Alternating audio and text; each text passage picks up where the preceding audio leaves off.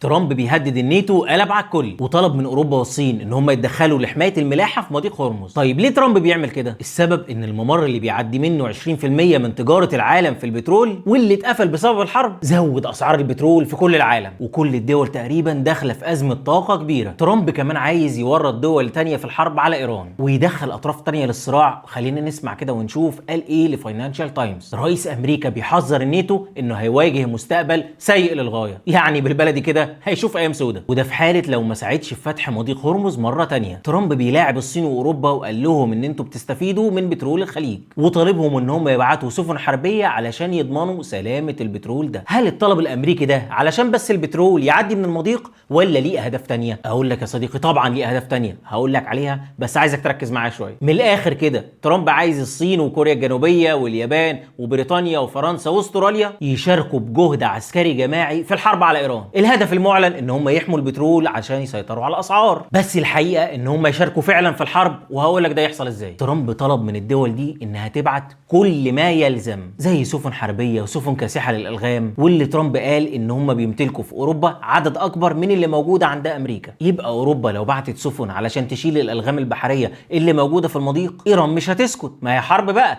تقوم بتستهدف السفن دي واوروبا ترد بضرب ايران، وكده بتتحول حاله العداء والحرب ما بين امريكا واسرائيل في كفه وايران في الكفه الثانيه، لان اوروبا هي اللي بتحارب ايران. التصريح اللي جاي ده خطير وبيكشف كل الحقيقه. ترامب طلب اشخاص قادرين على القضاء على بعض الاشخاص السيئه على الساحل الايراني، واللي اتفسر من فاينانشال تايمز انه عايز اوروبا تبعت فرق كوماندوز او دعم عسكري بري. ما هو هيقضي ازاي على العناصر السيئه اللي على الساحل الايراني دي غير بعمليه استهداف بري؟ ترامب بيلاعب اوروبا وبيطمنهم عشان يدخلوا معاه في الحرب، وبيقول لهم انه خلاص بيضرب ايران بقوه وما بقاش عندها قدره على الرد اصلا، واخرها تعمل شويه مشاكل كده في مضيق هرمز، والناس المستفيده بقى من بترول الخليج لازم هي اللي تيجي تحميه. وبيأكد لهم ان ايران ضعيفه جدا عسكريا دلوقتي، لا عندها سلاح دفاع جوي ولا قوات جويه ولا بحريه. الرد الاوروبي ايه بقى اللي ظهر لحد دلوقتي؟ كايا كالاس مسؤوله السياسه الخارجيه في الاتحاد الاوروبي صرحت وقالت بصراحه كده لازم نوجد حلول دبلوماسيه علشان يفضل مضيق هرمز مفتوح. وقالت كلمه كمان انا شايفها نهايه القصه، ان مفيش حد مستعد انه يعرض شعوبه للخطر، ولازم حلول دبلوماسيه علشان لا نواجه ازمه اسمده ولا غاز ولا طاقه ولا اي ازمه في الغذاء. ده غير بقى الرفض الرسمي لكل الدول دي، اليابان وكوريا الجنوبيه واستراليا وفرنسا وبريطانيا اعلنوها صراحه كده ان هم اصلا مش بيخططوا يبعتوا اي سفن للمساعده علشان يامنوا مضيق هرمز زي ما ترامب بيقول. كل دوله بتهرب من المشاركه، في اللي بيقولها صريحه وفي اللي عمل كده زي اليابان، قال لك ان مفيش طلب رسمي جالنا اصلا من امريكا ومفيش اي خطه ان احنا نبعت سفن، بس احنا بندرس دلوقتي ممكن نشارك ازاي، بس ده في اطار القانون. استراليا قالت ان مفيش اي حد طلب مننا اي حاجه رسمي لحد دلوقتي، ووزيره النقل هناك بتقول مش باعتين سفن للمضيق. المكتب الرئاسي بقى في كوريا الجنوبيه قال ان بيتم التواصل مع الولايات المتحده علشان ننسق الموضوع ده، والقرار ان شاء الله يطلع بس بعد مراجعه دقيقه. فرنسا بقى اعلنت رسمي مش هنبعت ولا سفينه حربيه ولا كاسحات الغام، وبتاكد ان وجودها العسكري دلوقتي للحفاظ على الاستقرار مش لتصعيد الصراع. بريطانيا بقى الحليف الدائم لامريكا واللي غرقوا مع بعض لو تفتكر في العراق قبل كده، قالت انها بتفكر تبعت بس كاسحات الغام علشان تضمن تدفق البترول، يعني اللي بقى فيه قوات بريه ولا كوماندوز ولا اي قطع بحريه قتاليه. ما هي ده كله لو دخل في الحرب هيولع الدنيا ويشعل الصراع اكتر. كل اصدقائك معوك يا ترامب. هل هيكون في تدخل اكبر وتغير مواقف للدول دي وفعلا تشارك في الحرب، ولا امريكا واسرائيل لوحدهم مكملين وده رغم الضغوط الاقتصاديه عليهم بسبب الحرب؟ ده اللي هنعرفه في الايام اللي جايه.